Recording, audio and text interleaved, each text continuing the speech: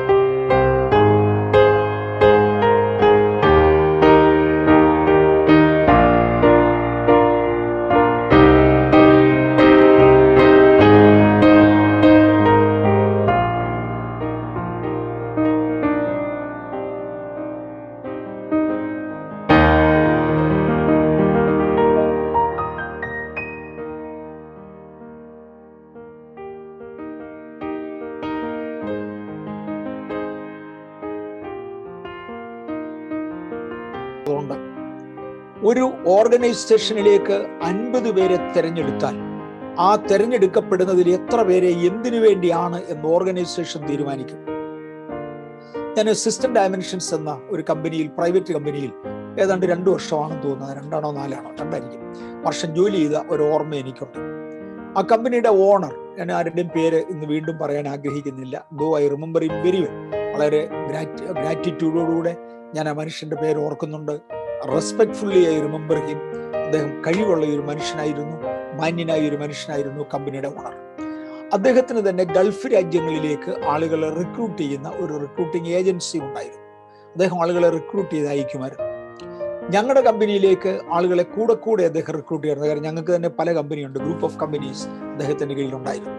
അതിലൊക്കെയും ആളുകളെ തിരഞ്ഞെടുക്കുമായിരുന്നു. അതിനകത്ത് senior level മാനേജേഴ്സിന് മുഴുവനും ഒരു കോമൺ ഉത്തരവാദിത്വമാണ് അദ്ദേഹം കൊടുത്തിരുന്നത്. അങ്ങനെ എനിക്കും ഒരു കോമൺ ഉത്തരവാദിത്വം ഉണ്ടായിരുന്നു. അദ്ദേഹം ആളുകളെ തിരഞ്ഞെടുത്തേച്ച് പറയും, 2 വർഗീസ് ഈ ആളിനെ അക്കൗണ്ട്സിലേക്ക് ഇട്ടു, 3 മാസം കൊണ്ട് ഇയാൾ പിക്ക് ചെയ്യും. ഇയാളെ എഞ്ചിനീയറിംഗിന് ഇട്ടു. നിശ്ചയമായിട്ടും അവരുടെ ക്വാളിഫിക്കേഷൻ, ബാക്ക്ഗ്രൗണ്ട്, അവരുടെ എക്സ്പീരിയൻസ് എല്ലാം നോക്കിയിട്ടൊക്കെയാണ് ഇത് പറയുന്നത്. ചുമ്മാതെ മുഖത്ത് മാത്രം നോക്കിയല്ല, മുഖത്ത് നോക്കി തന്നെ ഒത്തിരി കാര്യങ്ങൾ പറയും. 3 മാസം കൊണ്ട് ഇയാൾ ഇത് പിക്ക് ചെയ്യും, 6 മാസം കൊണ്ട് ഇയാൾ ഇത് പിക്ക് ചെയ്യും. ഒരേ ജോലിക്ക് 2 പേരെ, ഒരേ ക്വാളിഫിക്കേഷൻ ഉള്ളവരെ എടുത്ത് വെച്ച് എന്നോട് പറഞ്ഞിട്ടുണ്ട്, ഈ ആളിന് ഹയർ സാലറി കൊടുക്കുക, ഈ ആളിന് ലോവർ സാലറിയെ കൊടുക്കാവൂ. കാര്യം ഈ ആൾ 6 മാസം കഴിഞ്ഞെങ്കിലേ ജോലി ആക്ച്വലി ആകത്തുള്ളൂ, അത്രയും നാൾ കൊണ്ട് പിക്ക് ചെയ്യത്തുള്ളൂ. വൈ? ആ മനുഷ്യന്റെ കഴിവുകൾ കണ്ടുപിടിക്കാൻ സാധിക്കുമായിരുന്നു. വളരെ സ്പെസിഫിക് ആയിട്ടാണ് നമ്മുടെ അപ്പോയിന്റ്മെന്റ് വരുന്നത്. നമ്മുടെ ടാർഗറ്റും സ്പെസിഫിക് ആയിരിക്കണം. എനിക്ക് ഏതിലാണ് ആപ്റ്റിറ്റ്യൂഡ് ഉള്ളത്? കൃപാവരങ്ങളെ കുറിച്ച് നമ്മൾ പഠിക്കുമ്പോൾ ചിലർക്ക് നിഴൽ വീണ് രോഗികൾ സൗഖ്യമാകുവാനുള്ള കൃപാവരങ്ങൾ ദൈവം കൊടുക്കും. ചിലർക്ക് ആസ്മയുടെ മേലായിരിക്കും അധികാരം, വേറെ ചിലർക്ക് ഡെങ്കുവിന്റെ മേലായിരിക്കും അധികാരം, ചിലർക്ക് വേറൊരു രോഗത്തിന്റെ മേലായിരിക്കും അധികാരം. ആരെങ്കിലും ഒക്കെ കൊറോണയുടെ മേൽ അധികാരം എടുത്തിരുന്നെങ്കിൽ ഈ ദിവസങ്ങളിൽ അധികം നമുക്ക് പ്രയോജനപ്പെടാൻ കഴിഞ്ഞേനെ. അങ്ങനെ ആർക്കെങ്കിലും ദൈവം അധികാരം ഏൽപ്പിക്കണം എന്ന് ഞാൻ പ്രാർത്ഥിക്കുന്നു. ഒരു സ്പെസിഫിക് ഏരിയ എങ്ങനെ നമ്മളത് തിരിച്ചറിയും? ഞാൻ 4 പേരുടെ മേൽ നിഴൽ വീഴിച്ചു നോക്കുക, ആളുകൾ സുഖമാകുന്നെങ്കിൽ എനിക്കറിയാം ഇതാ. ഞാൻ എല്ലാ രോഗത്തിനു വേണ്ടിയും പ്രാർത്ഥിക്കുക, ഏതാ സൗഖ്യമാകുന്നെന്ന് കണ്ടുപിടിക്കുക. അതാണ് സ്പെസിഫിക്കലി എൻ്റെ മേലുള്ള വിളി. സ്മാർട്ട് ഡിസിഷൻ എടുക്കേണ്ടതിന്, സ്മാർട്ട് ടാർഗറ്റ് ഫിക്സ് ചെയ്യേണ്ടതിന് ഒന്നാമത്തേത് എസ് ആണ്. S stands for specific. Specifically ഞാൻ ഇവിടെയാണ് ടാർഗറ്റ് സെറ്റ് ചെയ്യേണ്ടത്. ചിലരെ ദൈവം സമ്പത്ത് ഉണ്ടാക്കാനായി വിളിച്ചു, വേറെ ചിലരെ ദൈവം വിളിച്ചത് ജ്ഞാനം വർദ്ധിപ്പിക്കാൻ വേണ്ടിയാണ്. എന്തിനു വേണ്ടി വിളിച്ചു എന്ന് അറിഞ്ഞുകൊണ്ട് നമ്മുടെ ആത്മീക ജീവിതത്തിലും ഭൗതിക ജീവിതത്തിലും എല്ലാ മണ്ഡലത്തിലും പ്രയോജനപ്പെടാൻ വേണ്ടിയാണ് പറയുന്നത്. It should B specific. രണ്ടാമത്തേത് മെഷറബിൾ. സ്മാർട്ട് എന്നുള്ളതിന്റെ 2ാമത്തെ അക്ഷരം എം ആണ്, മെഷറബിൾ. ഞാൻ എന്തെങ്കിലും ഒരു വ്യത്യാസം വരുത്തിയെങ്കിൽ എനിക്ക് ഡെഫിനറ്റ് ആയിട്ട് കണ്ടുപിടിക്കാൻ നോക്കും. എങ്ങനെയൊക്കെ പോകുന്നു? പോകുന്നു മോനെ, അത് ഒരു ടാർഗറ്റിൽ എത്താൻ വേണ്ടിയല്ല, അത് ഉഴപ്പ പോന്നു. നോ, എന്റെ ജീവിതത്തിൽ വളർച്ചയുണ്ട്. It is measurable. അളന്ന് കാണിക്കത്തക്ക വ്യത്യാസമുണ്ട്. ഒരു കുഞ്ഞു വളർന്നാൽ, ഞങ്ങളുടെ കുഞ്ഞുങ്ങൾ വളരുമ്പോൾ ഞങ്ങൾ വരാറുണ്ട്, കുഞ്ഞിന് ഇച്ചിരൂടെ ഉയരം വെച്ചു, ഇച്ചിരൂടെ വണ്ണം വെച്ചു, വളരെ സന്തോഷം. ചിലർ പറയും കണ്ണ് വെക്കാൻ വേണ്ടിയാണ് അങ്ങനെ വരുന്നത്. ഒരു കണ്ണും കാലും ഒന്നും വെക്കത്തില്ല, ഞങ്ങളുടെ പിള്ളേർ വളരുന്നത് ഞങ്ങൾക്ക് ഭയങ്കര സന്തോഷമാണ്. അത് ചർച്ചിലുള്ള കുഞ്ഞുങ്ങളും അങ്ങനെ തന്നെ. ഞങ്ങളുടെ കുഞ്ഞുങ്ങൾ തന്നെയാണ്. അവർ വളർന്നാൽ സന്തോഷം, മെലിഞ്ഞാൽ വളരെ ദുഃഖം, അത്രയും മാത്രം. ആത്മീയത്തിലൊരാൾ ഉയർന്നിരിക്കുന്നത് കണ്ടാൽ വളരെ സന്തോഷം, ആത്മീയത്തിലൊരാൾ തളരുന്നത് കണ്ടാൽ വളരെ ദുഃഖമുണ്ട്. Specific and measurable. എൻ്റെ വളർച്ചയോ തളർച്ചയോ എനിക്ക് അളക്കുവാൻ കഴിയും. നമുക്ക് നമ്മുടെ വളർച്ചയോ തളർച്ചയോ അളക്കുവാൻ കഴിയുന്നില്ലെങ്കിൽ നാം അമ്പേ പരാജയപ്പെട്ടു എന്ന് മറക്കരുത്. നമ്മുടെ ടാർഗറ്റ് സെറ്റിങ്ങിനകത്ത് it should be measurable. 3 A ആണ് 3ാമത്തെ അക്ഷരം, അറ്റൈനബിൾ. ഇതൊരു ഭയങ്കര കാര്യമാണ്. ഞാൻ നാളെ നക്ഷത്രങ്ങളിൽ പോകും എന്നൊന്നും ചിന്തിക്കരുത്, ചന്ദ്രനിൽ പോകുമെന്നും ചിന്തിക്കരുത്. ഓഫ് കോഴ്സ് ലീഡേഴ്സിന് വേണ്ടി ടാർഗറ്റ് സെറ്റ് ചെയ്യുന്ന സമയങ്ങളിൽ ഞാൻ കഴിഞ്ഞ പ്രാവശ്യങ്ങളിൽ പറഞ്ഞിരുന്ന ഒരു റെഗുലർ സ്റ്റേറ്റ്മെന്റ് ഉണ്ട്, അതെനിക്ക് ഓർമ്മയുണ്ട്. If you happen to jump high, aim at moon. You may not reach moon anyway, you may reach at least on the top of a tree. If you aim only at the tree top, you may not reach anywhere. നീ ഉയരത്തിലേക്ക് ചാടാൻ പരിശ്രമിക്കുന്നെങ്കിൽ ചന്ദ്രനിൽ കയറണമെന്നുള്ള ചിന്തയോടെ വേണം ചാടാൻ. ചന്ദ്രനിൽ, അതിന്റെ താഴെ എങ്ങും ചിന്തിക്കരുത്. എയിം എടുക്കുന്നത് ചന്ദ്രനിലേക്കാണ്. ചന്ദ്രനിൽ എത്തത്തില്ലെന്ന് എനിക്കും അറിയാം, നിങ്ങൾക്കും അറിയാം. കുറഞ്ഞ പക്ഷെ ഒരു മരത്തിന്റെ മണ്ടയ്ക്കയിലും കയറിയെന്ന് വരും. മരത്തിന്റെ മണ്ടയിലേക്ക് എയിം ചെയ്യുന്നവന് അവിടെ എങ്ങും എത്തുകയില്ല, അതിന് ഒത്തിരി താഴെ എത്തുള്ളൂ. മരത്തിന്റെ ചൂട്ടിൽ പോലും ചിലപ്പോൾ എത്തുകയില്ല. So aim at the highest, at the same time it should be attainable. ഞാൻ വെറുതെ പറഞ്ഞുകൊണ്ട് നടക്കുകയല്ല, അറ്റൈനബിൾ ആയിരിക്കണം, ഞാൻ എന്നെ കൊണ്ട് സാധിച്ചെടുക്കാൻ കഴിയുന്നതായിരിക്കണം. Then comes relevant. ഞാൻ എന്തിനോ കുറെ നാൾ ഓടി ഒത്തിരി നാൾ അധ്വാനിച്ചു ഒന്നും സാധിച്ചില്ലെന്ന് പറഞ്ഞ് പിരിയാൻ വേണ്ടിയല്ല. എനിക്ക് കുറെ പണം ഉണ്ടാക്കണം, ഉണ്ടാക്കി എന്നെ ചെയ്യാന്. It should be relevant. It should be relevant. എനിക്ക് കുറെ ആത്മാക്കളെ വേണം, എന്നെ എടുക്കാന്. It should be relevant. എനിക്ക് ഒത്തിരി പഠിക്കണം, എന്നിട്ട് എന്നെ എടുക്കാന്. It should be relevant. ഈ മീറ്റിങ്ങുകൾക്ക് പോകുന്നവരെ കുറിച്ച് ഞാൻ പലപ്പോഴും പറയാറുണ്ട്. കോൺഫറൻസുകളിൽ റെഗുലറായി ഞാൻ പോയിരുന്നത് കൊണ്ട് എനിക്കറിയാം, ഈ കോൺഫറൻസിൽ പങ്കെടുക്കുന്നവരെല്ലാവരുടെ കോൺഫറൻസിന് റെഗുലറായിട്ട് പങ്കെടുക്കും. ഇവരെ കൊണ്ട് വേറെ ഒരു ഉപയോഗവും ഇല്ല. ഇവർ കോൺഫറൻസ് പോകുന്നുള്ളതിൽ കവിഞ്ഞാൽ ഇവരെ ഒരു പ്രയോജനമില്ല. 10 ആത്മാക്കളെ ജീവിതത്തിൽ നേടത്തുമില്ല. എല്ലാ കോൺഫറൻസിനും പോവുകയും ചെയ്യും. നമ്മുടെ ഏരിയയിൽ തന്നെ നമ്പർ ഓഫ് മീറ്റിംഗ്സ് അങ്ങ് വളരെ വർദ്ധിക്കുമ്പോൾ ഞാൻ പറയുമായിരുന്നു, ഇപ്പം സൂം മീറ്റിങ്ങിന്റെ കാര്യം ഇതുപോലെ പറയേണ്ടതായിട്ട് വരുന്നു. പലരോടും ഞാൻ പറയുമായിരുന്നു, ഇങ്ങനെ മീറ്റിങ്ങിന് പോകാതെ. കാര്യം വാട്ട് യു ആർ ഡൂയിങ്? എല്ലാ ദിവസവും മീറ്റിങ്ങിന് പോയിട്ട് തിരിച്ചു വരും, പഠിച്ചതെല്ലാം മറന്നു, പിന്നെ വന്ന് ആദ്യം മുതൽ പിന്നെ തുടങ്ങുക. നോ, മീറ്റിങ്ങിന് പോയി പഠിച്ച കാര്യം പ്രായോഗികമാക്കുക, അല്ലെങ്കിൽ പ്രാപിച്ച കാര്യം പ്രായോഗികമാക്കുക. അതുകൊണ്ട് ഒരർത്ഥമുണ്ട്. It should be relevant. Then it should be finally time bound. T ആണല്ലോ ഒടുവിലത്തെ അക്ഷരം. It should be time bound. It is never forever. എന്നേലും ഒരിക്കൽ നടക്കും. ഞാനങ്ങ് പഠിക്കുക. ഈ ഞങ്ങളുടെ നാട്ടിലൊരു സ്നേഹിതനുണ്ടായിരുന്നു. എൻ്റെ മൂത്ത ജ്യേഷ്ഠൻ്റെ കൂടെ അദ്ദേഹം സ്കൂളിൽ പഠിച്ചതാണ്. 2ാം ക്ലാസ്സിലോ 3ാം ക്ലാസ്സിലോ കണ്ടു. എൻ്റെ ചേട്ടനെ 2ാം ക്ലാസ്സിൽ പഠിച്ചു, പിറ്റേ വർഷം 3ാം ക്ലാസ്സിലായി, അതിനടുത്ത വർഷം 4ാം ക്ലാസ്സിലായി. ഈ പുള്ളി അവിടെ തന്നെ 2 വർഷം 3 വർഷമൊക്കെ പഠിച്ചു. അത് കഴിഞ്ഞ് അതിൻ്റെ ഇളയ ഒരാളുണ്ട്. ആ പുള്ളിക്കാരത്തി എൻ്റെ ഒരു പെങ്ങളാണ്. പെങ്ങള് പഠിച്ചപ്പോൾ 2ാം ക്ലാസ് വെച്ചായിരുന്നു ചേട്ടൻ്റെ കൂടെ പഠിച്ചതെങ്കിൽ ഇവനൊരു 4ാം ക്ലാസ്സിലായപ്പോഴത്തേക്ക് 5 വർഷം എടുത്തു 2-4 ചെല്ലാൻ. എൻ്റെ പെങ്ങള് എളുപ്പം അങ്ങ് ചെന്നു. അവർ തമ്മിൽ ഒന്നിച്ചു പഠിച്ചു. എൻ്റെ പൊന്നെ, അത് കഴിഞ്ഞ് ഞാൻ ചെന്നപ്പോഴും അവൻ്റെ കൂടെ 9ാം ക്ലാസ് ഞാൻ പഠിച്ചത്. ഈ പുള്ളി ഓരോ ക്ലാസ്സിലും 4-5 പ്രാവശ്യം കൊല്ലം അങ്ങ് പഠിച്ചു കളയും. 4-5 കൊല്ലം ഒരു ക്ലാസ്സിലായിരിക്കില്ല, എന്നാലും 2 ക്ലാസ് ചേർത്ത് 5 കൊല്ലമൊക്കെ ഈ പുള്ളി ഈസി ആയിട്ട് പഠിക്കും. എവന് ഒരു ടൈം ബൗണ്ട് അല്ല. ഒരു വർഷത്തിൽ ഒരു ക്ലാസ് കയറണമെന്ന്. No, is not time bound. നമ്മുടെ അച്ചീവ്മെന്റ്സ് എപ്പോഴും ടൈം ബൗണ്ട് ആയിരിക്കണം. കർത്താവിന് വേണ്ടി എന്നാ ചെയ്തു? ചെയ്യുക. എത്ര പേര് സ്നാനത്തിനുണ്ട്? വരുന്നു സ്നാനത്തിന് വരുന്നു. മോനെ, it has to be time bound. It has to be time bound. Otherwise it is not smart. Specific, measurable, attainable, relevant and time bound.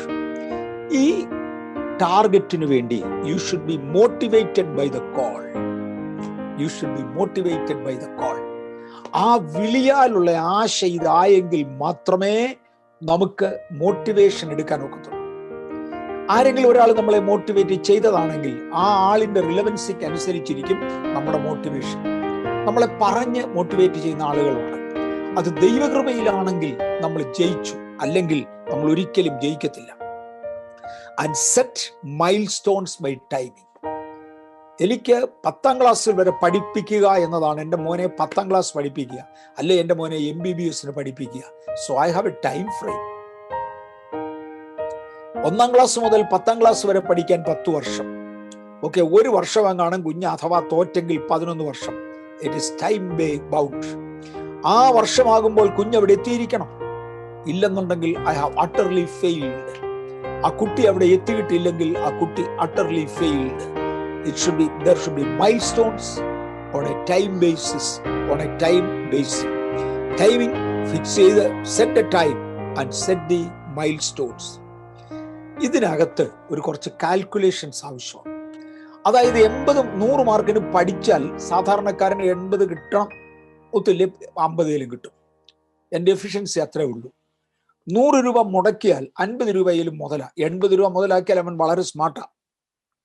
അങ്ങനെ 80% വെച്ച് കണക്ക് കൂട്ടുന്നെങ്കിൽ, അത് സ്മാർട്ട് ആളുകളുടെ കാര്യം വെച്ച് കണക്ക് കൂട്ടിയാൽ, എനിക്കൊരാളിനെ 100% കൊണ്ടുവരണമെങ്കിൽ ഞാൻ എൻ്റെ പരിശ്രമിക്കേണ്ടതിൻ്റെ 125% ശ്രമിക്കണം. കാൽ എക്സ്ട്രാ ശ്രമിച്ചാലേ പറ്റത്തുള്ളൂ. 1/4 ഭാഗം എക്സ്ട്രാ ശ്രമിക്കണം. ഞാൻ ഒന്നുകൂടെ ആവർത്തിക്കാം. ഞാൻ പഠിപ്പിക്കുന്ന ഒരു കുട്ടിക്ക്, പഠിപ്പിക്കുകയാണെങ്കിൽ ഒരു കുട്ടിക്ക് 80% മനസ്സിലായെന്ന് വരും. ഞാൻ 100% പഠിപ്പിച്ചാൽ അവന് 100% മനസ്സിലാകണമെങ്കിൽ ഞാൻ 125% എന്നെ തന്നെ പ്രിപ്പയർ ചെയ്യണം. ഞാൻ കൂടുതൽ കണക്കിലേക്ക് പോകാൻ ആഗ്രഹിക്കുന്നില്ല, ഇങ്ങനെ എളുപ്പം വിട്ടേക്കാം. ഞാൻ സാധാരണഗതിയിൽ 200% കണക്ക് കൂട്ടുന്നത്. 200% ഞാൻ പ്രിപ്പയർ ചെയ്തെങ്കിൽ ഒരാളിനെ 100% പഠിപ്പിക്കാൻ ഒക്കത്തുള്ളൂ. കാര്യം എൻ്റെ എഫിഷ്യൻസിയുടെ കുറവും അദ്ദേഹത്തിൻ്റെ എഫിഷ്യൻസിയുടെ കുറവും എല്ലാം കൂടെ കണക്ക് കൂട്ടി ഞാൻ 200% തയ്യാറായെങ്കിൽ മാത്രമേ ഒരാളിനെ 100% പഠിപ്പിക്കാൻ എനിക്ക് ഒക്കത്തുള്ളൂ. അതുകൊണ്ടാണ് പലപ്പോഴും എൻ്റെ മെസ്സേജ് ടൈമിൽ തീരാതെ വരുന്നത്. കാര്യം എപ്പോഴും ഞാൻ പ്രിപ്പയർ ചെയ്യുന്ന സിലബസ് ആവശ്യത്തിനേക്കാൾ കൂടുതലായിരിക്കും. അതുകൊണ്ട് കുറഞ്ഞ പക്ഷം 80% എങ്കിലും ഒരാൾക്ക് മനസ്സിലായി എന്ന് വരും. എന്നാൽ അറ്റൈനബിൾ ആയിരിക്കണം, മറക്കരുത്. ഞാനങ്ങ് 1000% കണക്ക് കൂട്ടാം, 10 ഇരട്ടി അങ്ങ് പഠിക്കാം, എനിക്ക് ഒക്കുന്ന കാര്യമല്ല. അത് എന്നെ കൊണ്ട് അറ്റൈൻ ചെയ്യാൻ ഒക്കത്തില്ല, എന്നെ കൊണ്ട് തികച്ചെടുക്കാൻ ഒക്കത്തില്ല, എനിക്ക് നിവർത്തിച്ചെടുക്കാൻ ഒക്കത്തില്ല. നിവർത്തിച്ചെടുക്കത്തക്കതായിരിക്കണം. രണ്ടാമത്തേത് കാൽക്കുലേറ്റ്. അറ്റൈനബിൾ ആണോ എന്ന് നമ്മൾ കാൽക്കുലേറ്റ് ചെയ്യണം. ഒരു സൂപ്പർസിഷനെ മാത്രം പോകരുത്. ആശയ്ക്ക് വിരോധമായി ആശയോടെ വിശ്വസിക്കുന്ന ആ വാക്യത്തിൽ വരും. പക്ഷെങ്കിൽ അറ്റൈനബിൾ ആയിരിക്കണമെന്ന് നേരത്തെ തന്നെ പറഞ്ഞു. It should B smart. ലൂക്കോസിന്റെ സുവിശേഷം 14-ാം അധ്യായത്തിന്റെ 28-ാമത്തെ വാക്യത്തിൽ യേശു പറയുന്ന വാക്യം ഒന്ന് വായിച്ചേക്കാമോ? ലൂക്കോസിന്റെ സുവിശേഷം 14-ാം അധ്യായത്തിന്റെ 28-ാമത്തെ വാക്യം. ലൂക്കോസ് 14:28. നിങ്ങളിൽ ഒരാൾ ഒരു ഗോപുരം പണിയുന്നുവെങ്കിൽ വായിച്ചു. നിങ്ങളിൽ ആരെങ്കിലും ഒരു ഗോപുരം പണിവച്ചാൽ ആദ്യം ഇരുന്ന് തീർപ്പാൻ വകയുണ്ടോ എന്ന് കണക്ക് നോക്കുന്നില്ലയോ? ആദ്യമേ ഇരുന്ന് എനിക്കത് തീർക്കാൻ വകയുണ്ടോ എന്ന് കണക്ക് നോക്കണം. ഇല്ലെന്നുണ്ടെങ്കിൽ അടിസ്ഥാനം ഇട്ടേച്ച് പിന്നെ മേളിലോട്ട് പണിയാൻ ഒക്കാതെ വന്നു കഴിഞ്ഞാൽ നാണക്കേടായി തീരും. ആളുകൾ പരിഹസിക്കും. ഞാൻ പലതും പറഞ്ഞു നടന്നിട്ട് ഒന്നും സാധിക്കുന്നില്ല. കാര്യം അറ്റൈനബിൾ അല്ലാത്ത ഒരു കാര്യത്തിന് കയറി ഇടപെടുക. മറുവശം ഞാൻ പറയാം, നമുക്കൊരു ശത്രുവുണ്ട്. നമ്മുടെ ഗോളിൽ എത്താതെ വണ്ണം നമ്മെ തടഞ്ഞു നിർത്തുന്ന ഒരു ശത്രുവുണ്ട്. അതറിയാതല്ല ഞാൻ പറയുന്നത്. എന്നാൽ ജനറൽ കാൽക്കുലേഷനിൽ ലൂക്കോസ് 14:28 യേശു പറയുന്നത് പോലെ തീർക്കുവാൻ കഴിവുണ്ടോ എന്ന് നോക്കിയാകാവും. ദെൻ പ്രയോറിറ്റി സെറ്റ് ചെയ്തേ പറ്റൂ. പ്രയോറിറ്റി സെറ്റിങ്ങിനെ കുറിച്ച് പ്രൊവേർബ്സ് 24:27 നല്ല ഒന്നാം തരം ഒരു ആശയമുണ്ട്. പ്രൊവേർബ്സ് ആവുപാടെ നല്ല ആശയങ്ങളുടെയാണ്, സദൃശവാക്യങ്ങൾ നല്ല ആശയങ്ങളുടെയാണ്. 24:27 ഒന്ന് വായിച്ചേക്കെ. നിന്റെ വെളിയിലത്തെ പണി ആദ്യം തീർക്ക്, രണ്ടാമത് വയലിലെ പണി തീർക്ക്, മൂന്നാമത് വീട് പണിയുടെ പോയി. ആദ്യം വീട് പണിതേച്ചല്ല, വെളിയിൽ നിന്റെ വേല ചെയ്ത് വയലിലെല്ലാം തീർക്കുക, പിന്നത്തേതിൽ നിന്ന് നിന്റെ വീട് പണിയുക. ഈ 24:27 ഉണ്ട്. വെളിയിൽ നിന്റെ വേല ചെയ്യുക, വയലിലെല്ലാം തീർക്കുക, പിന്നത്തേതിൽ നിന്റെ വീട് പണിയുക. ഈ റോഡിലെല്ലാം ആളുകൾ വണ്ടി പാർക്ക് ചെയ്തിരിക്കുന്നത് കാണാം. ഞാൻ പലപ്പോഴും പറയാറുണ്ട്, പാർക്കിംഗ് സ്പേസ് ഇല്ലാത്തവൻ എന്തിനാണ് വണ്ടി വാങ്ങിച്ചത്? പാർക്കിംഗ് സ്പേസ് ഇല്ലാത്തവൻ എന്തിനു വണ്ടി വാങ്ങിച്ചു? നാട്ടുകാർക്കും ഉപദ്രവം, അവനും ഉപദ്രവം, ഉരുമ്പും തിന്ന് ഇതിങ്ങനെ കിടക്കുക. നമ്മള് വേദപുസ്തകം പറയുന്നത് വെളിയിലത്തെ പണി ആദ്യം തീർക്ക്, വയലിലത്തെ പണി രണ്ടാമത് തീർക്ക്, മൂന്നാമത് നിന്റെ വീട് പണിയാൻ തുടങ്ങി. വീട് പണിയാൻ തുടങ്ങുമ്പോൾ വെളിയിൽ എനിക്ക് ഒത്തിരി കാര്യങ്ങൾ ചെയ്യാനുണ്ടെന്ന്, അതൊന്നും നടന്നില്ല. ശാപ്പാടിന് വല്ലതും ഉണ്ടോ? വയലിൽ ഒരു പണി ചെയ്തിട്ടില്ല. അങ്ങനെ ഒരിക്കലും വരരുത്. വീട് പണിയുമ്പോഴും എനിക്ക് ആഹാരത്തിന് വക വേണം. വെൽ കാൽക്കുലേറ്റ് ആയിരിക്കണം. എഫെസ്യ ലേഖനം 1:18 നമ്മൾ കണ്ടു, വിളിയാലുള്ള ആശ. ഞാൻ അവിടെയോട്ട് പയ്യ ബൈബിൾ വാക്യങ്ങളിലോട്ട് കയറി തുടങ്ങുക. വിളിയാലുള്ള ആശ. ആശ എന്നവിടെ പറയുമ്പോൾ ഒരു പ്രത്യാശ എന്ന പ്രതികരണത്തിലാണ് അത് വരുന്നത്. ദൈവം നമ്മൾ വിളിക്കുമ്പോൾ ദൈവത്തിന് നമ്മളെ കുറിച്ചൊരു പ്രത്യാശ. ദൈവത്തിന് നമ്മെക്കുറിച്ചൊരു പ്രത്യാശ മാത്രമല്ല, നമുക്ക് ദൈവത്തെക്കുറിച്ചും പ്രത്യാശ ഉണ്ട്, അങ്ങോട്ടും ഇങ്ങോട്ടും. യെരമ്യാവിന്റെ പുസ്തകം 17:13 ഒന്ന് നോക്കാമോ? യെരമ്യാവിന്റെ പുസ്തകം 17:13. ഇസ്രയേലിന്റെ പ്രത്യാശയായുള്ളവനെ, ഇസ്രയേലിന്റെ പ്രത്യാശയായുള്ളവനെ. ആ ചോദ്യം അവിടെ, വിളി അവിടെ കാണാം. യെരമ്യാവിന്റെ പുസ്തകം 17:13. ഇസ്രയേലിന്റെ പ്രത്യാശയായ യഹോവേ, നിന്നെ ഉപേക്ഷിക്കുന്ന ഏവരിൽ ലജ്ജിച്ചു പോകും. എന്നെ വിട്ടുപോകുന്നവരെ മണ്ണിൽ എഴുതി വെക്കും. അവർ ജീവനുള്ള വെള്ളത്തിന്റെ ഉറവയായ യഹോവയെ ഉപേക്ഷിച്ചു കളഞ്ഞല്ലോ. ഇസ്രയേലിന്റെ പ്രത്യാശയായ യഹോവേ, ഞങ്ങളുടെ പ്രത്യാശ അങ്ങ. കർത്താവ് ഇങ്ങോട്ട് പറഞ്ഞ് എന്നെ വിട്ടുപോകുന്നവന്റെ പേര് ഞാൻ മണ്ണിൽ എഴുതി വെക്കും. അത് മേരി ഗോവൂർ സിസ്റ്റർ ഇവിടെ വന്ന് നമ്മുടെ ഗംഗാനഗർ ചർച്ചിൽ ആരംഭത്തിൽ പ്രസംഗിച്ച ഒരു പ്രസംഗത്തിന്റെ ഒരു ഭാഗത്തു നിന്ന് എൻ്റെ ആയുസ്സിൽ മറക്കാതെ ഇതുവരെ ഞാൻ ഓർമ്മയിൽ അത് കൊണ്ടു നടക്കുകയാണ്. 1980കളിൽ സിസ്റ്റർ കോവൂര് ഇവിടെ പ്രസംഗിച്ചതാണ്. ധനവാന്റെയും ലാസറിന്റെയും ചരിത്രം എടുത്ത കൂട്ടത്തിൽ ധനവാന്റെ ചരിത്രം പേര് ബൈബിളിൽ ഇല്ല. ലാസറിന്റെ പേരെ ബൈബിളിലുള്ളൂ. എന്നിട്ട് പറഞ്ഞു, എന്നെ വിട്ടുപോകുന്നവന്റെ പേര് ഞാൻ മണ്ണിൽ എഴുതി വെക്കും, അത് ബൈബിളിൽ എഴുതാൻ സ്ഥലമില്ല, അതുകൊണ്ട് അത് ബൈബിളിലാണ് എഴുതി വെക്കുന്നതെന്ന് പറഞ്ഞു. ദൈവം തള്ളിയവന്റെ പേരല്ല കേട്ടോ, തള്ളിയവന്റെ പേരൊക്കെ ഉണ്ട്. യൂദാ മുതൽ മഹാപുരോഹിതൻ എന്ന് എഴുതിയിട്ടുണ്ട്, പിന്നെ പീലാത്തോസ് എന്ന് എഴുതിയിട്ടുണ്ട്, അതൊക്കെ തള്ളിയവന്മാരാ, പക്ഷെ അവരുടെയൊക്കെ പേരുണ്ട്. എന്നാൽ എന്നെ വിട്ടുപോകുന്നവന്റെ പേര് ഞാൻ മണ്ണിൽ എഴുതി വെക്കും. ഓക്കെ. യിരെമ്യാവിന്റെ പുസ്തകം 17:13 ഇസ്രായേലിന്റെ പ്രത്യാശയായുള്ളവനേ എന്ന് ദൈവത്തെ വിളിക്കുന്നത് കാണാം. നമ്മുടെ പ്രത്യാശ ദൈവമാണ്, അതുപോലെ ദൈവത്തിന് നമ്മിലൊരു പ്രത്യാശയാണ്. ഇന്ന് എന്നെ കേൾക്കുന്ന സഹോദര, അങ്ങയിൽ ദൈവം വെച്ച പ്രത്യാശ നിവർത്തിക്കുമോ? എന്നെ കേൾക്കുന്ന സഹോദരി, അങ്ങയിൽ ദൈവം വെച്ചിരിക്കുന്ന പ്രത്യാശ നിവർത്തീകരിക്കപ്പെടുമോ? നാം വിളിയെയും തിരഞ്ഞെടുപ്പിനെയും അറിയാതെ പോയാൽ ഇതൊരിക്കലും നിവർത്തിക്കാൻ ഒക്കത്തില്ല. റോമാലേഖനം 4-ാം അധ്യായത്തിന്റെ 18-ാമത്തെ വാക്യത്തിൽ ആശയ്ക്ക് വിരോധമായി അബ്രഹാം ആശയോടെ വിശ്വസിച്ചു. അബ്രഹാമിന്റെ സാഹചര്യങ്ങളിൽ things are not attainable at all. Things are never attainable. Sera മച്ചിയാകയാൽ ഒരു കാര്യവും നടക്കത്തില്ല. കെതൂറ വേറെ കാര്യം. ഹാഗാറിനെ സാറ തന്നെ കൊണ്ടുവന്നതാ. പക്ഷേ അബ്രഹാമിന്റെ വിളിയിലുള്ള ഒന്നാമത്തെ പ്രത്യേകത ഒരു വിശുദ്ധ സന്തതിയാ. അത് നടക്കാതെ വണ്ണം സേറ വന്ധ്യയായി മാറിയിരിക്കുന്നു. എന്റെ ആശ പോയി. ദൈവത്തിന് എന്നെ കുറിച്ചൊരാശയുണ്ട്, എനിക്ക് ദൈവത്തെക്കുറിച്ചൊരാശയുണ്ട്, പക്ഷെ ഇതെല്ലാം തകരുകയാ. അബ്രഹാം അവിടെ ഒരു ഷോർട്ട് കട്ട് കണ്ടുപിടിച്ചു. ആശയ്ക്ക് വിരോധമായി ആശയോടെ വിശ്വസിച്ചു. ആ ടാർഗറ്റിലേക്ക് അദ്ദേഹം നടന്നു. ദൈവം ശില്പിയായി നിർമ്മിച്ചതും അടിസ്ഥാനമുള്ളതുമായ ഒരു ഭവനം അദ്ദേഹം വിശ്വാസ കണ്ണാൽ കണ്ടു. എനിക്കും നിങ്ങൾക്കും ആശയ്ക്ക് വകയില്ല എന്ന് കാണുമ്പോൾ വിരോധമായി ആശയോടെ പ്രത്യാശിക്കുവാൻ കഴിയുന്ന ഒരു സാഹചര്യം ഉണ്ടായിരിക്കണം.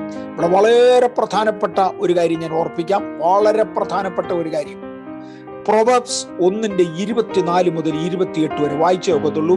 പ്രൊവേബ്സ് സദൃശവാക്യങ്ങൾ 1-ാം അധ്യായം 24 മുതൽ 28 വരെയുള്ളതായ വാക്യങ്ങൾ. ഞാൻ വിളിച്ചപ്പോൾ നീ കേട്ടില്ല, ഞാൻ കൈ കൊട്ടിയിട്ട് നീ തിരിഞ്ഞു പോലും നോക്കിയില്ല. വായിക്കാം നമുക്ക്. പ്രൊവേബ്സ് 1:24 മുതൽ 28 വരെ. ഞാൻ വിളിച്ചിട്ട് നിങ്ങൾ ശ്രദ്ധിക്കാതെയും ഞാൻ കൈ നീട്ടിയിട്ടും ആരും കൂട്ടാക്കാതെയും വായിച്ചു. ഞാൻ വിളിച്ചപ്പോൾ വന്നില്ലല്ലോ, നിങ്ങൾ വിളിക്കുമ്പോൾ ഞാനും വരത്തില്ല. ഞാൻ കൈ നീട്ടിയിട്ട് നിങ്ങളാരും എൻ്റെ കയ്യിലോട്ട് വന്നില്ലല്ലോ. കൊച്ചു കുഞ്ഞുങ്ങളെ എടുക്കാൻ വേണ്ടി മാതാപിതാക്കൾ കൈ നീട്ടുമ്പോൾ വരാതിരിക്കുന്നവരുടെ കാര്യം. ഞാൻ കൈ നീട്ടിയിട്ട് നിങ്ങൾ ഇങ്ങോട്ട് വന്നില്ലല്ലോ. നിങ്ങൾ വിളിക്കുന്ന ഒരു സമയം വരും ഞാനും മിണ്ടുകയില്ല. ദൈവവും നമ്മിലും തമ്മിലുള്ള ബന്ധം വിച്ഛേദിക്കപ്പെട്ടു പോയി. ദൈവവും നാമും തമ്മിലുള്ള ബന്ധം വിച്ഛേദിക്കപ്പെട്ടു പോയാൽ നമ്മുടെ ടാർഗറ്റുകൾ മുഴുവനും തളർന്നടിയും, യാതൊന്നും കാണത്തില്ല. ദൈവത്തിന് എന്നെ ഉദ്ദേശമുണ്ടെങ്കിൽ ദൈവം എന്നെ അവിടേക്ക് കൊണ്ടുവരണം. പക്ഷെ ഞാനും കൂടെ ഒന്ന് ഈൽഡ് ചെയ്തേ പറ്റത്തുള്ളൂ, ഞാനും കൂടെ ഒന്ന് ഏൽപ്പിച്ചു കൊടുത്തേ പറ്റത്തുള്ളൂ. ഇസ്രായേലിന്റെ പ്രത്യാശയായുള്ളവനെ, ആശയ്ക്ക് വിരോധമായി ഞങ്ങൾ ആശയോടെ വിശ്വസിക്കുന്നു. പക്ഷെ ഒരു കാര്യം ഞങ്ങൾക്ക് അറിയാം, ഞങ്ങളുടെ ജീവിതത്തിൽ അങ്ങ് വിളിച്ചപ്പോൾ ടൈംലി റെസ്പോണ്ട് ചെയ്യാൻ കഴിയാതെ പോയി. ഒരുപാട് പേരുടെ വിഷയം അതാ. ദൈവാത്മാവനോട് ടാർഗറ്റ് സെറ്റ് ചെയ്യാൻ കഴിഞ്ഞ ആഴ്ചയിൽ ആവശ്യപ്പെട്ടെങ്കിൽ ഈ ആഴ്ച ഞാൻ പ്രിപ്പയർ ചെയ്തുകൊണ്ടിരിക്കുമ്പോൾ ഈ വാക്യം എനിക്ക് എടുത്തു തന്നിച്ച് പറഞ്ഞു, ഇതിനെക്കുറിച്ച് ഗൗരവമായി പറയണം. ഒരു വലിയ ഭാഗം ആളുകൾ അവരുടെ ടാർഗറ്റ് സെറ്റ് ചെയ്യുവാൻ ദൈവം അവരെ വിളിച്ച സമയം അവർ അൺഅവൈലബിൾ ആയിരുന്നു. പല ഒഴികഴിവുകളും എക്സ്ക്യൂസുകളും പറയുന്നവരുണ്ട്. അങ്ങനെ ഒഴികഴിവുകൾ പറഞ്ഞു മാറിയ അനേകരുണ്ട്. നമുക്ക് ഓർമ്മയുണ്ടോ, മോശ ദൈവത്തോട്, ഞാൻ ഇതുവരെയും ചിന്തിച്ചിട്ടില്ലാത്തൊരു പുതിയ ഏരിയ ഇന്നൊരു തോട്ട് കിട്ടില്ല. മോശ ദൈവത്തോട് ആദ്യമേ വിളിക്കുന്ന സമയത്ത് ആ പർവ്വത മുകളിൽ വെച്ച് പറഞ്ഞു, അങ്ങേക്ക് ഇഷ്ടമുള്ള വേറെ ആരെങ്കിലും വിട്ടു, ഞാൻ വരുന്നില്ലെന്ന്. മോശേ, ദൈവം അങ്ങേ നിർബന്ധിച്ചൊക്കെ കയറ്റിയെങ്കിലും കനാനിലങ്ങ് കയറിയില്ല കേട്ടോ, വേറെ ആരണ്ടേ പോയുള്ളൂ. അങ്ങേക്ക് ഇഷ്ടമുള്ള വേറെ ആരെയെങ്കിലും വിട്ടു, ഞാൻ വരുന്നില്ല എന്ന് പറഞ്ഞു ദൈവം വഴക്ക് പറഞ്ഞ് ആകപ്പാടെ ബഹളം വെച്ചാണ് മോശയെ ഇറക്കിക്കൊണ്ട് വന്നേ. പക്ഷെ പറഞ്ഞത് അതുപോലെ മൂത്ത് കേട്ടോ. മിസ്രൈമിൽ പോയി ഫറവോന്റെ അടുക്കൽ ഇത് വിടുവിച്ചു എന്നുള്ളത് സത്യമാണെങ്കിലും കനാനിൽ കയറിയില്ല, വേറെ ആരണ്ട പോയത്. പോട്ടെ, ഞാൻ വിളിച്ചപ്പോൾ നിങ്ങൾ വന്നില്ല.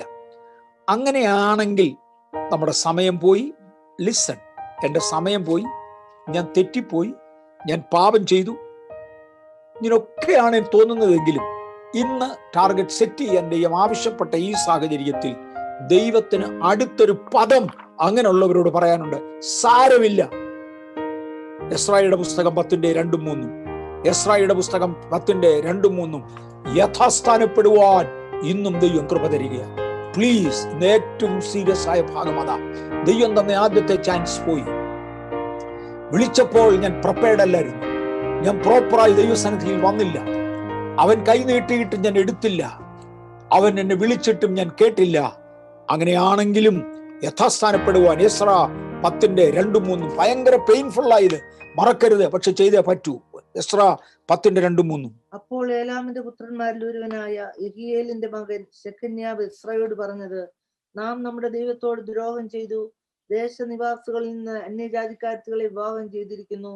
എങ്കിലും ഈ കാര്യത്തിൽ ഇസ്രായേലിന് വേണ്ടി ഇനിയും പ്രത്യാശയുണ്ട്.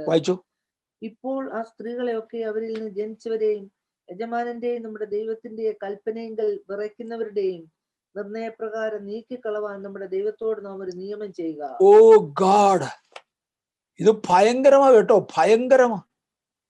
അബ്രഹാമിന് ഒരു ഇസ്മായേൽ ജനിച്ചു. കർത്താവ് പറഞ്ഞ് ഇറക്കി വിട്ടേ പറ്റൂ. എന്നെ കൊണ്ടൊക്കുന്ന കാര്യമല്ല. It's not ordinary thing, it's not average thing. പക്ഷെ ചെയ്തേ പറ്റൂ. എസ്രാ ശാസ്ത്രിയുടെ കാലത്ത് ന്യായപ്രമാണത്തിന്റെ പുസ്തകം വായിച്ചു കേൾപ്പിക്കാൻ ഇല്ലാതെയായി. പലരുടെയും മനസാക്ഷിക്കകത്ത് ഒരു നല്ല ചിന്ത കിടപ്പുണ്ട്, നമ്മൾ ഇങ്ങനെ നടന്നാൽ പോരെ, ചൊവ്വേ ജീവിക്കണമെന്ന്. രണ്ടായാലും ന്യായപ്രമാണ പുസ്തകം കണ്ടുകിട്ടിയ സാഹചര്യത്തിൽ അത് എടുത്ത് പരസ്യമായി വായിച്ചു. അത് വായിച്ചപ്പോഴാണ് ഗൗരവമുള്ള കാര്യം ബോധ്യമായത്. അന്യജാതികളുമായി ഇണയില്ലാപ്പിണ കൂടരുത് എന്ന് പറഞ്ഞിരുന്ന പലതും സംഭവിച്ചു പോയി. അന്യജാതിക്കാരെ സ്ത്രീകളെ വിവാഹം കഴിച്ചു, അവരിൽ നിന്ന് മക്കളും ഉണ്ടായി. ഇനി എന്തു വേണം? എസ്രാ ശാസ്ത്രിയോട് പരിശുദ്ധാത്മാവ് പറയുകയാണ്, പേടിക്കണ്ട, there is a possibility now. ഒരു ചാൻസ് ദൈവം തന്നിരിക്കുക. എന്നും കിട്ടുന്ന ചാൻസ് അല്ല. ഇപ്പോൾ ആ സ്ത്രീകളെയും അവരിൽ നിന്ന് ജനിച്ച മക്കളെയും പുറത്താക്കിയേ മതിയാകൂ. ഞാൻ പറഞ്ഞില്ല, it's A very very hard level, very very hard step. Abraham ചെയ്തതുപോലെ നമ്മളും ചെയ്തേ മതിയാകെയുള്ളൂ. അവരെ പുറത്താക്കിയേ മതിയാകൂ. സമയം പോയി തെറ്റിപ്പോയി, പാപം ചെയ്തു പോയി എന്നിങ്ങനെ ദുഃഖിക്കുന്ന ഒരു വിഭാഗത്തെ പരിശുദ്ധാത്മാവ് കാണിക്കുന്നു. നിങ്ങളാരും ഭാര്യമാരെ ഉപേക്ഷിക്കാനും ഭർത്താക്കന്മാരെ ഉപേക്ഷിക്കാനും അല്ല ഞാൻ പറഞ്ഞത്. ജാതികളുമായി ഇടകലർന്ന് ജാതീയ പാരമ്പര്യങ്ങളിൽ നിന്ന് വന്നു കയറിയിട്ടുള്ള സകലതിനെയും എ ടു സി ദൈവം മുമ്പിൽ ഒഴിവാക്കിയേ മതിയാകൂ എന്നാണ് ഞാൻ പറഞ്ഞു വരുന്നത്. ദൈവഹിതമല്ലാത്തത് എന്തെങ്കിലും നമ്മുടെ ജീവിതത്തിൽ ഈവൻ അതിന്റെ ബൈ പ്രൊഡക്ട്സ് ഉണ്ടെങ്കിൽ ഒഴിവാക്കിയേ മതിയാകൂ എന്നാണ് ഞാൻ പറയുന്നത്. എന്തിനു വേണ്ടി?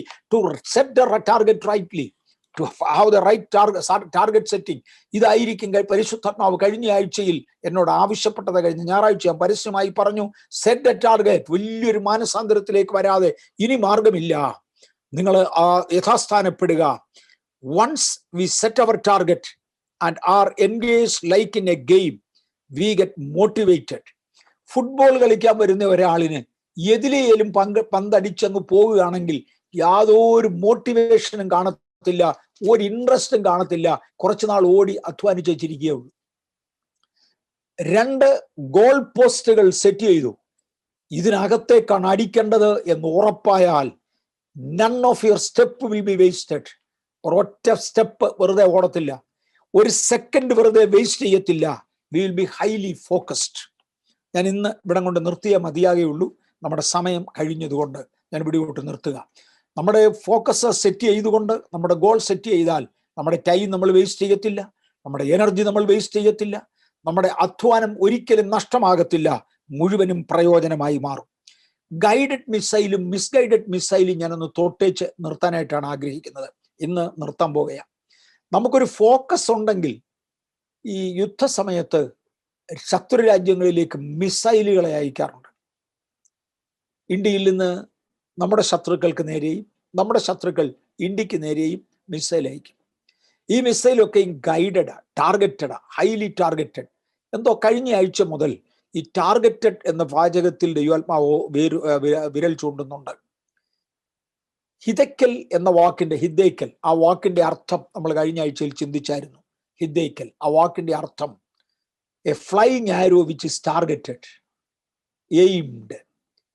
ഒരു ലക്ഷ്യസ്ഥാനത്തേക്ക്, ഒരു ടാർഗറ്റിലേക്ക് എയിം ചെയ്ത് വലിച്ചുവിടപ്പെട്ട ഒരു അസ്ത്രത്തെയാണ് ഹിദ്ദേക്കൽ എന്ന് വിളിക്കുന്നത്. ദാറ്റ്സ് എ ഫ്ലൈയിങ് ആരോ. അങ്ങനെ നമുക്ക് എയിം ചെയ്യാൻ കഴിയാതെ പോയാൽ ഈ ആരോ എങ്ങോട്ടൊക്കെ പോയി ആർക്കൊക്കെ ദോഷം ചെയ്യുമെന്ന് ആരറിഞ്ഞു? ഒരു മിസൈൽ പെർഫെക്റ്റ്ലി ഗൈഡഡ് ആണെങ്കിൽ അത് ശത്രുവിന്റെ രാജ്യത്ത് പോയി ചെയ്യേണ്ട ജോലി ചെയ്യും. മിസ്ഗൈഡഡ് ആണെങ്കിലോ സ്വന്തം പാളയത്തിൽ വീണെന്ന് വരാം. പിന്നെ അതിനെ പേടിച്ചിട്ട് നിൽക്കാനൊക്കത്തില്ല. നമ്മുടെ ഇടയിൽ പലരും മിസ്ഗൈഡഡ് മിസൈൽസ്. ഏതൊക്കെ ദോഷം ആർക്കൊക്കെ ചെയ്യുമെന്ന് ആരറിഞ്ഞു? വർഗീയ ശക്തികൾക്ക് വരെ എന്നെ ഒറ്റിക്കൊടുക്കാൻ മിസ്ഗൈഡഡ് മിസൈൽസിന് കഴിഞ്ഞു. ഞാൻ അവിടെ കൊണ്ട് നിർത്തട്ടെ. We have to be guided missiles, not misguided. ഞാൻ എന്തിനു വേണ്ടി ഈ കാര്യം ചെയ്യുന്നു? എൻ്റെ പർപ്പസ് എന്ത്? എൻ്റെ വിളി എന്ത്? എൻ്റെ തിരഞ്ഞെടുപ്പ് എന്ത്? ഇന്ന് പകൽ ഒരു ഗൈഡഡ് മിസൈലിനെ പോലെ ടാർഗറ്റ് ചെയ്ത് നിൽക്കുവാൻ കഴിയുമെങ്കിൽ ദൈവത്തിന് വലിയ വിജയം തരുവാൻ കഴിയും.